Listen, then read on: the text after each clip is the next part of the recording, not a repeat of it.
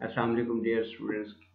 उम्मीद है आप खैरियत से होंगे। इससे पहले जब क्लासेस चल रही थी तो हमने द एज ऑफ जोसेफ को देखा था और उसके बाद एंग्लो नॉर्मन पीरियड और एंग्लो सैक्सन पीरियड को देखा था। अभी हमारा फाइनल के लिए ये द एज ऑफ एलिजाबेथन है। ये 1550 से शुरू हुई और 1620 तक इसका है। इसमें बेसिकली इसको मैं दो लेक्चर्स में डिवाइड करूँगा। ये पहला पार्ट है, इसमें मतलब हम एलिजाबेथन एज को देखते हैं। लेटर ऑन हम शेक्सपियर के इन्फ्लुएंस और क्रिस्टोफर मार्लो को एज ए ड्रामाटिस्ट देखेंगे।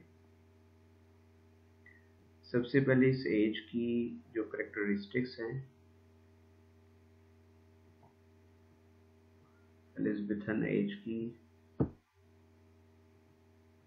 history of the period. The most characteristic feature of the age was the comparative religious tolerance. इससे मुराद ये है कि पहले इससे एलिजाबेथन एज से पहले रिलीजियस कॉन्फ्लिक्ट्स बहुत ज़्यादा थे, जबकि एलिजाबेथन एज जो थी वो प्रोटेस्टेंट और कैथोलिक्स का आपस में, प्रोटेस्टेंट जैसे हमारे यहाँ शिया सुन्नी हैं तो इसी तरह क्रिश्चियनिटी में भी जो है ना वो कैथोलिक्स एंड प्रोटेस्टेंट है। कैथोलिक्स जो हैं वो कंजर्वेटिव हैं, मतलब सख्त कदामत पसंद होते हैं, और प्रोटेस्टेंट जो थे वो रिलीजियस रिफॉर्म्स के मानने वाले थे और मॉडर्न क्रिश्चियनिटी के हवाले से रिलीजन में न्यू लिबरलिज्म चाहते थे। तो इस एज में नेशनल इंथ्यूजिज्म ज़्यादा थी, यानी कौमी जज्बा जो था वो इंग्लैंड के हवाले से बहुत ज़्यादा था। It was an age of the comparative social contentment. For example social content से मुराद ये है कि इस एज में बहुत ज़्यादा लोग जो है वो समाजी हवाले से मुतमईन थे। It was not the age of unrest, in strong contrast with those of Langland. Rapid increase of manufacturing towns gave employment to the thousands of the people who had been the idle before and discontented. शहर आबाद हो रहे थे तो उस वजह से लोगों को रोज़गार मिला था तो लोगों के पास काम करने के मौके थे, डिसकंटेंटमेंट नहीं थी। यानी ये सिर्फ जो है ड्रामे के हवाले से बेहतरीन दौर नहीं था, बल्कि सोशल हवाले से भी जो है ना लोगों को के लिए प्रोस्पेरिटी का एज थी। उसके बाद increasing trade brought enormous wealth to England, and this wealth was shared to this extent that for the first time some systematic care for the needy was attempted. यानी प्रॉपर एक system था कि जो अमीर कमाने वाले लोग थे वो गरीबों को भी देते थे।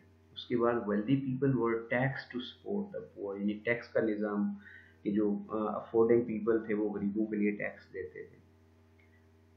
Wealthy people were taxed to support the poor. Social contentment helped in the new literary activities. यानी खुशहाली, अगर दो बातें होती हैं कि क्राइसिस में भी जो है अच्छा लिटरेचर प्रोड्यूस होता है, और अगर सोशल हालात अच्छे हों, प्रोस्पेरिटी हो, तो तब भी बहुत अच्छा लिटरेचर डेवलप होता है। तो जो एलिजाबेथन एज थी that was the age of social contentment and trade, तो उस वजह से लोगों ने न्यू लिटरेरी एक्टिविटीज़ में बहुत ज़्यादा इंटरेस्ट लिया। It was an age of the dreams, adventures and unbounded enthusiasm. It was a time of intellectual liberty, of the growing intelligence and comfort among all the classes, of unbounded patriotism and of the peace at home and abroad. Elizabethan age was the golden age for the development of English drama. Dramatic poets of the Elizabethan age, इनमें जो important नाम है Edmund Spenser का है। he was born in 1552 and died in 1599. He was born in the East Smithfield near the Tower of London. He left Cambridge in 1576 and उसकी जो पहली book थी that was the Shepherd's Calendar, English poems थी। His only prose work in a view of the state of the Ireland जो कि 1596 में छपी। In 1589 roll him जो है ना हर्ड वो आया, एक अनदर पोइट था, ये 1989 में वो मिलने आया रॉल उसे, और उसने उसकी पोएम्स सुनी and hurried the poet to the London and presented him to the Queen Elizabeth ना।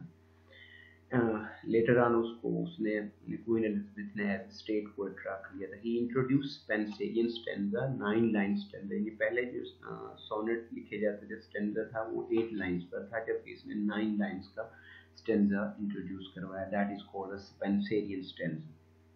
अदर माइनर पोइट्स जो थे, थॉमस सैकवेल है, 1536 में पैदा हुआ और 1808 तक। और गॉर्बोड्यूक जो था contributed in the rise of English drama, ये उसका गॉर्बोड्यूक फर्स्ट ट्रेजेडी थी। फिलिप सिडनी था, all his works were published after his death. Philip Sidney जो था he died in the war, 1554 में इसकी बर्थ हुई है और 1586 में इसकी डेथ हुई है।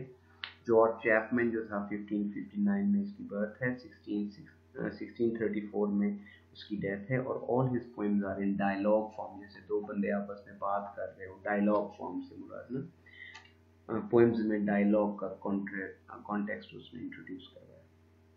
फर्स्ट इंग्लिश ड्रामाटिस्ट, यानी ये हमने पीछे भी पढ़ा है कि जो एलिज़ाबेथन एज था that was basically the अपराइज of the English drama. अब हम देखते हैं कि ड्रामे के ओरिजिन्स कहाँ कहाँ से आए और किस तरह ये डेवलप हुआ। द ओरिजिन्स ऑफ ड्रामा, यानी डीड कोई काम होता है उसके ऊपर स्टोरी बनती है और फिर प्ले बनते थे। तो बेसिकली इंग्लिश नेशन जो है इसमें भी ये नहीं कि शुरू में अगर हम देखें तो जो प्रिमिटिव गॉड्स थे, हीरोज थे, तो उनके किसी भी बड़े काम को जैसे हमारे यहाँ हमारे मजहबी रहनुमाओं के या हमारे हिस्ट्री के जो हीरोज हैं उनके डीड्स के ऊपर प्ले बनाए जाते हैं। जैसे सुल्तान टीपू सुल्तान हो गया, तो उसका एक डीड है यानी कि अंग्रेज़ों के खिलाफ लड़ने का, और उसको फिर स्टोरी और फिर प्ले की फॉर्म में। तो इसी तरह इंग्लिश की हिस्ट्री में भी जो उनके पुराने हीरोज हैं तो उनके डीड्स को स्टोरी और फिर प्ले की शक्ल दी जाती थी। Among primitive races the deeds of their gods and the heroes are often represented at early festivals ना। पहले यानी कि जो कोई मेले होते थे, फेस्टिवल्स, तो उनके ऊपर ड्रामा किया जाता था किसी भी डीड को उनके लेकर ना। The Old Testament was called upon until a complete cycle of the plays from the creation to the final judgment was established. Basically ये miracles plays थे, and we had mysteries in the miracles plays of the Middle Ages. Out of these came directly the drama of Elizabethan age. शुरू शुरू में religious period था English drama में, क्योंकि मजहबी हवाले से वो थे, मजहबी किरदार लिए जाते थे, मजहबी थीम लिए जाते थे, और बेसिकली लोगों को मजहब प्रीच करना भी जो है ना ड्रामे के थ्रू, ये भी मेन एजेंडा था। In the Europe age in the Greece the drama had a distinctively religious origin.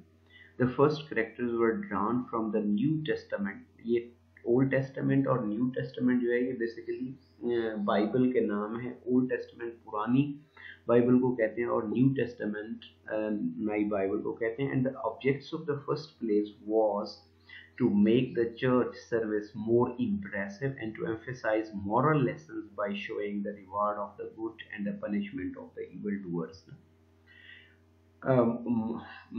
Miracle plays के मेरिकल रिलीजियस प्लेस के बाद मेरिकल और मिस्ट्रीज प्लेस है। In France the name miracle was given to any play representing the life of the saints. इनके saints कहते हैं जो मजहबी रहनुमा होते हैं, उनके किसी भी एक्ट के ऊपर ड्रामा बनाना। And to play representing the lifes of the saints while the mysteries represented the scenes from the life of the Christ. Christ कहते हैं हज़रत ईसा अलैहिस्सलाम को।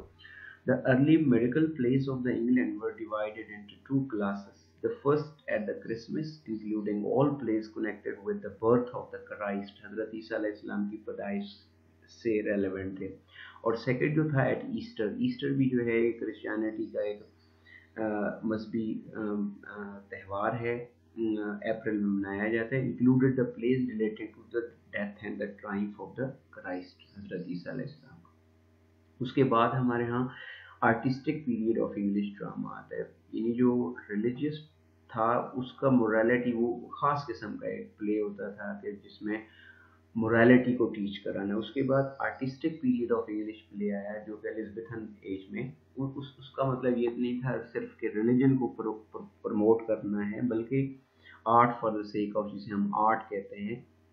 The artistic is the final stage in the development of English drama, the first true play in English with a regular plot divided into the acts and the scenes is probably the comedy Rolf Royster by Nicholas Cordell. The first tragedy in English जो हमारे यहाँ regular form में आई, that was Robert Hugh। इस as में फिर Seneca जो था that was a favorite Latin author, all his tragedies were translated into English between 1559 to 1581. In the year 1574, a royal permit to the Lord Leicester's actors allowed them to give play anywhere throughout our realm of the England. यानी 1574 में पहली दफ़ा जो है एक permission मिली drama play करने की ना इंग्लैंड में ऑफिशियल स्टेट पर, and this must be recorded as the beginning of the regular drama. In 1576 the first play house known as the theatre was built for these actors by the James Burbage in the Finsbury Fields, just the north of England. और ये कहा जाता है कि इसमें Shakespeare ने भी काम किया था. अगले हम लेक्चर में दो इम्पोर्टेंट कंट्रीब्यूशंस हैं शेक्सपियर की, जो एलिज़ाबेथन ड्रामा में शेक्सपियर को हम देखेंगे, और क्रिस्टोफर मार्लो की कंट्रीब्यूशन देखेंगे, और साथ ही जो है ना हम बेकन को एज ए प्रोज राइटर देखेंगे. ये हमारा इंग्लिश उसका ड्रामे का एक छोटा सा इंट्रोडक्शन है एलिज़ाबेथन एज के हवाले से. तो अब हमारे 3 सवाल हो जाएंगे एजेस के हवाले से जो मिड टर्म के सिलेबस में आएंगे. यानी एंग्लो सेक्सन पीरियड होगा, एंग्लो नॉर्मन पीरियड होगा, और थर्ड जो है ये एलिज़ाबेथन पीरियड होगा. तब तक के लिए वो किताब मैंने आपको दी हुई है, जो उसको भी ज़रा फोकस करें, वहाँ से ये सारी चीज़ें आपको मिल भी जाएंगी. Thank you. अल्लाह.